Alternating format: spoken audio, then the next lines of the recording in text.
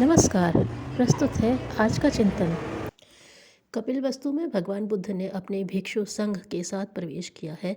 यह समाचार सुनकर शुद्धोधन का हृदय विशोक विदग्ध हो गया।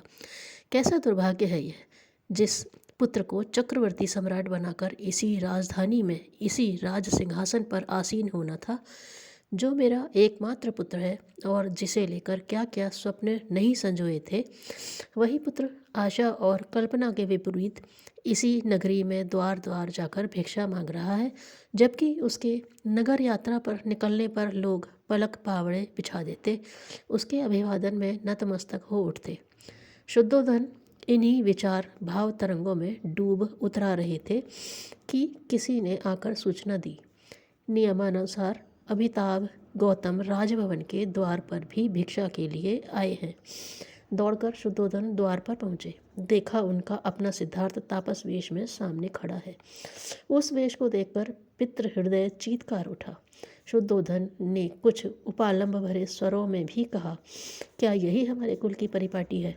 फिर कुछ रुक कर बोले, अभी तो कुछ नहीं बिगड़ा सिद्धार्थ, तुम इस वेश का परित्याग कर यह सिंहासन संभालो।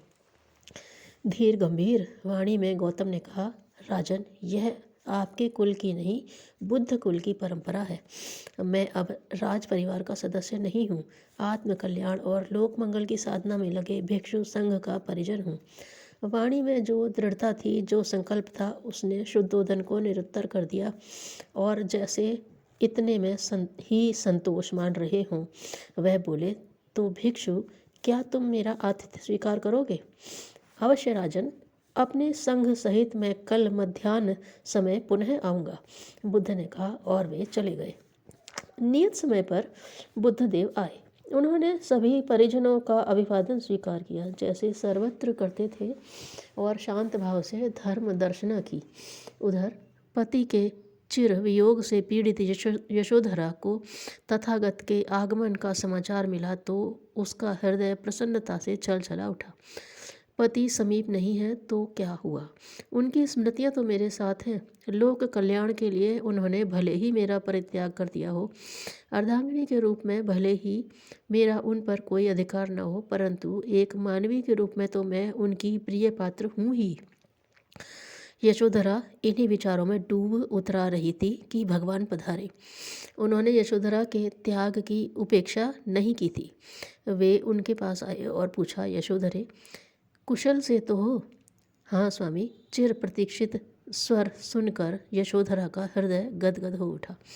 स्वामी नहीं, भिक्षु कहो यशोधरे, मैं अपना धर्म निभाने आया हूँ, बोलो तुम कुछ भिक्षा दे सकोगी? यशोधरा विचार मग्न हो उठी। अब क्या बचा है देने के लिए? अपने दाम्पत्य की स्मृतियों को छोड़कर और कुछ भी तो नहीं है देने जो देने योग्य हो। कुछ क्षण तक विचार करते रहकर उसके चेहरे पर निश्चय के भाव उभरे और बोली, भंते, अपने पूर्व संबंधों को ही दृष्टिगत रख कर क्या आप भी कुछ प्रतिदान कर सकोगे? भिक्षु धर्म की मर्यादा का उल्लंघन न होता होगा तो अवश्य करूँगा, आर्य, बुद्ध ने उत्तर दिया। यशोधरा ने अपने पुत्र राहुल को पुकारा और तथागत की ओर उन्मुख होकर बोली, तो भगवान, राहुल को भी अपनी पितृ परंपरा निभाने देकर उसे अपना अधिकार पाने दीजिए। और फिर राहुल से बोली, जाओ बेटा, अपनी पितृ परंपरा का अनुकरण करो, बुद्ध की शरण में, धर्म की शरण में, संघ की शरण में जाओ। समवेत स्वरों में गूंज उठा, बुद्धम शरणम गच्छामि। उस महान विदुषी ने अपने महात्याग का एक और परिचय दिया। धन्यवाद।